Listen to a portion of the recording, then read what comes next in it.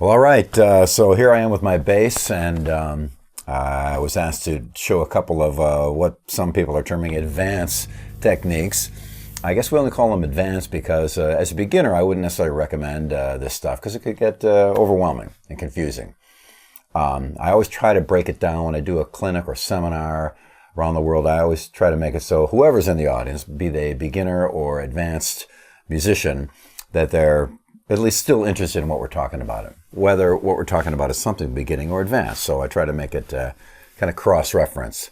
I believe that there's something to be learned from almost every situation. And a lot of times I'll see a very simplistic bass player, beginner player who hasn't played much, and I'll pick something up off of him that I didn't know before. And then, of course, I'll see somebody incredible and learn some things from them too if I'm not too overwhelmed. So that's going to be kind of the underlying platform of doing what some might term as advanced bass stuff. And it just goes by a little quicker. It's got a little bit more to it, so that's why we call it that. So you can call it whatever you like. And a lot of it is really proprietary to my style and what I do. If you like what I do, that's cool. If you don't, that's equally cool. But either way, I hope it inspires you to take from it what you can or what you'd like and make it your own. I learned a lot from a lot of other players, but I always tried to advance upon it and make it my own and not just imitate them. So some of the things that I've been doing lately, which I'll get into some of the newer things, as well as I'll go over again what you may have known about earlier. I always try to make things different from the guy who I got it from, because I don't think it's really fair to just grab someone else's shtick and do it and call it your own. So I always try to fundamentally make it different when I can. And if I can't, I give credit to those who I got it from. I think it's an important thing.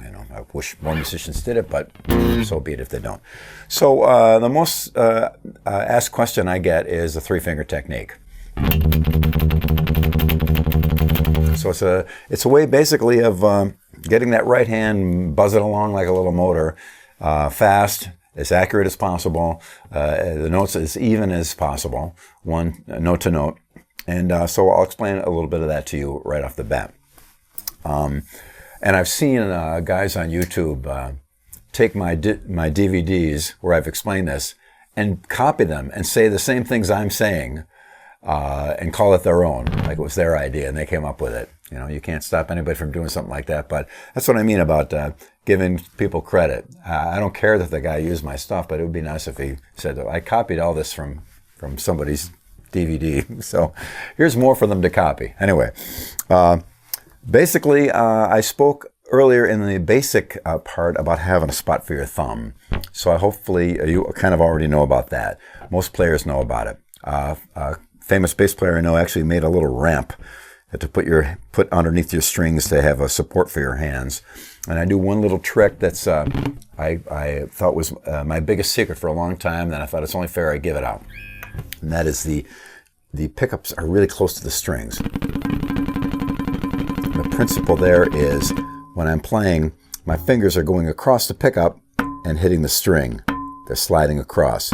That makes the string hit the finger at the same place each time, because the finger can't go any further than that.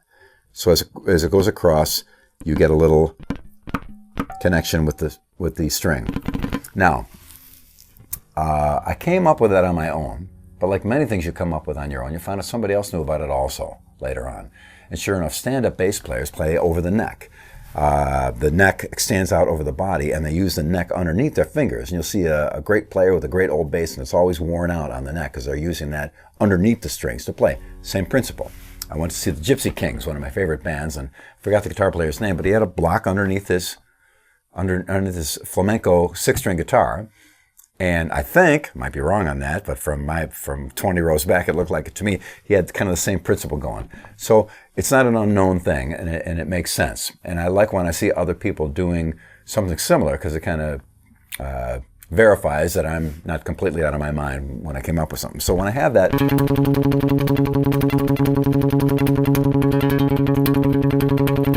it's pretty easy to keep consistent and smooth and tight.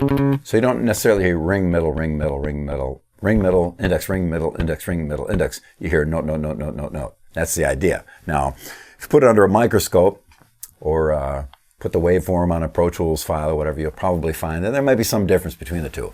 But then again, that becomes somewhat of a personality and somewhat of a characteristic of it.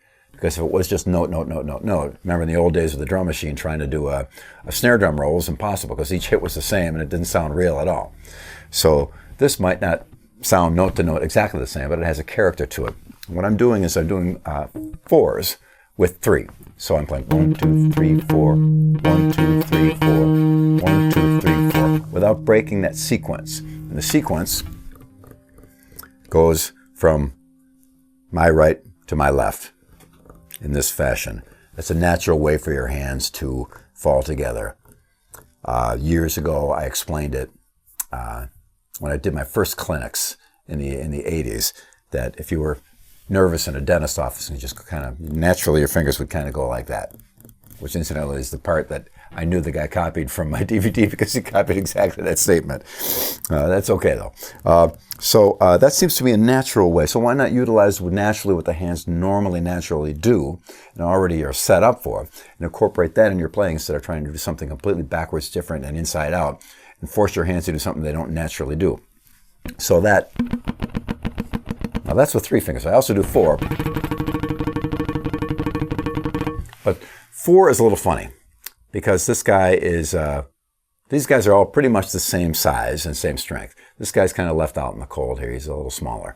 So in an emergency, I will do, if I need that 4, I will do it like that. But it's not as strong for me. No reason why you couldn't make this your strongest finger and create a whole new way of doing it as well. But so that's the 3-finger technique overview in a nutshell. I'll get into the fine points of it if I can in a bit. So I'm basically, so we're going 1, 2, 3, 4, 1, 2, 3, 4, 1, 2, 3, 4, 1, 2, 3, 4.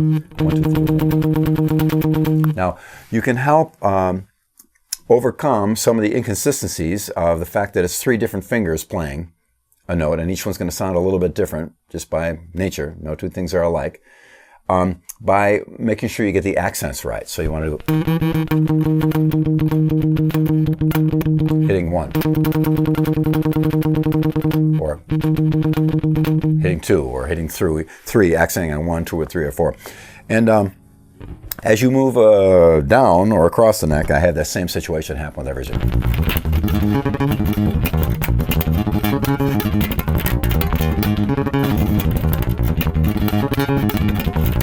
So that's kind of roughly 4 notes per string going back and forth. That right there is a great exercise. We really want to get used to using 3 fingers.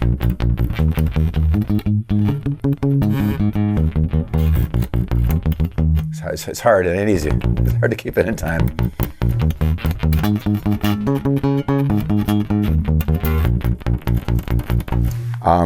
What that does is it forces you to have to, when you're in a little pattern here, now you got to move the next finger over to the next string.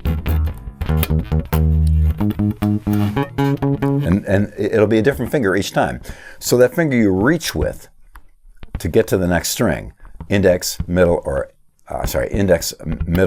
ring finger, that's a whole different kind of muscle to lift your finger up and reach over to the next section. And you'll find that's where you start to fall and stumble. So what I do sometimes is I purposely try to do exercises that force my finger to go shoot up to the next string or the string after that to be able to reach up and grab, because this finger for me is the one I work on most. It's the one that just has the least facility. So I'm always working on getting that to move around.